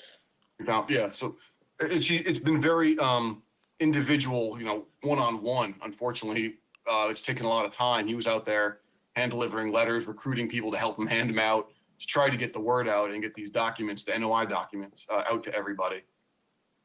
And kind of fielding questions, constantly. He's getting a lot of phone calls. Okay. I mean, I don't know what else to do other than. I think thank Dave and Tom for their efforts to Yeah. help our residents If there's comply an with a HOA, state there's a permit. path. If there's not an HOA, it doesn't seem like there's a path, a clear path, Right, it's a lot of work for Right. them all to And the sign December up. 1st deadline sounds like it's right now is about preventing people from having title searches deny them the right to sell their property. That's the first hurdle. The second hurdle is then the engineering, and then the question is how much construction is needed, and then how much is it going to cost? And, if you have an HOA, you could do an assessment. If you don't have an HOA, how do you get individual homeowners to pay for it? Or change the legislation in January. And the city, the city can also play a role with special assessments on certain areas. I mean, we have done that before, have we not, for Butler Farms about Yeah, 8 we years did do ago? a special So that would be assessment. through the city. If you are in a certain area, we would assess to pay for these things. Okay. Through the stormwater utility. I don't And know. I think Bob said they did that once. And now they're concerned, they thought they fixed it. And now the regulations change and they need to do it again. He wants to broaden the pool to have everybody that has this problem all pay into a big pool and then fix all the Well, I problems. think he wants the whole city. Yeah. I mean, Well, I mean, I'm not saying I support either one of those. Right, I think it is worth more conversation. the question is, what's the role of the responsibility versus these patches of land where people live that either do or don't have an HOA? How's that? I don't know how to spell that out. So okay. Well, thank you. You clarified a little bit. I mean, we still don't have a pathway forward for them other than to hopefully. Well, I would, know. I mean, if you're talking with your constituents, I would encourage them to get in touch with Yeah. Dave and Tom, because I think Dave and Tom are doing all they can do on the Right. city side to help neighbors comply with the state permit. So I think that's Yeah, the that's- best path forward right now. I would agree. has this been in the other paper at all? Has there been in? Do we? Not that I've seen. Okay. Do we have a little thing on the website? I mean, that might, It's here. like pop up and if you're, Well, we know the addresses, so we could also do a mailer. I mean, is it incumbent on the city to send a mailer out on these things to get these neighborhoods talking? Sounds like they did door hangers. yeah, they went door to door. Sorry, Tom was going to say something. Oh, actually, yeah, and I can follow up with you and get more details on specifically what Dave had done to reach out to folks. But yeah, if people have questions, they could definitely reach out to us. Like I said, these two neighborhoods are a special case because they don't have the homeowner associations that the others do, which is difficult. And so it's hard to avoid the confusion, to get the message out and get people to understand because it's a complex issue. It's been a challenge, but we're trying to work through it as best we can, kind of on a one-on-one basis. Unfortunately, we're forced to do. And one more time, is there a penalty if they sign this NOI after December 1st? So in our discussions with DEC, they've agreed that, well, they can use some enforcement discretion because they have confidence in South Burlington and all the work we've done previously. We've got a pretty good track record in working through these things. So they're not going to necessarily start enforcing on us, but that's a separate issue from the title issue. So if I was going to sell my home and the buyer the attorney, hey, there's an expired stormwater permit, that could scare that buyer away, or he could ask for some sort of compensation to help pay for this future cost, which is heretofore unknown. It complicates those transactions, and that's a totally separate thing. Last comment. Okay. It's no more than just Knoll Circle and Pheasant Woods. It's also the second part of Butler Farms. So Butler Farms is built to. We have other residents that I've connected with the city manager and with Tom. Is it Butler Farms or Oak Creek? Oak Creek, thank you. The other half, but that area. So that's 3 neighborhoods, and I'd love to get a better handle on how widespread this is across the whole city and what financing options we should be considering. Yeah, because one of the residents said to me in an email, I believe, that they found out they were unable to create an HOA. Now, I don't know what makes that impossible in a neighborhood, but It's a deed Well, restriction. 100%. I think it's up the 100% have to sign on. right. No, I understand that, but this person suggested, well, at least my reading of it was, even if I got 100%, we can't create an HOA in our neighborhood because of some development requirement. In which case, we have a stormwater utility, which would suffice then. Special assessment. Right, maybe. Okay, well, thank you very much, Tom. I appreciate you weighing in and all that you've done, and hopefully we'll get the word out to these homeowners that they need to call you or Dave. I guess Dave, Of course, right? yeah, again. Call Dave, right? Call Dave, yeah. He's not here this evening. Call Dave. That's your advice. Okay, we'll tell them that. Great. Well, thank you, everybody. Have a good evening. Okay, good night. Have a good Thanksgiving. All right, so that takes care of other business, and then executive session for the purpose of discussing a pending contract negotiations and receive confidential attorney-client communications regarding the same. So I'd like to move that the council make a specific finding that premature general public knowledge of the council's discussion with its council about pending negotiations of labor relations agreements with employees would clearly place the city at a substantial disadvantage. Second. All in favor? Aye. Aye. And having so found, I now move that the council enter into executive session for the purpose of discussing pending negotiations of labor relations agreements with employees and receiving confidential attorney-client communications inviting in Jesse Baker, Andrew Bullduk, and Colin McNeil. Second. All in favor? Aye. Aye. And we will adjourn our meeting upstairs. No, yep, no action. So no action is anticipated. Thank you, and good night, and happy Thanksgiving to everyone. Ellen, you. Oh, okay, I'll call you on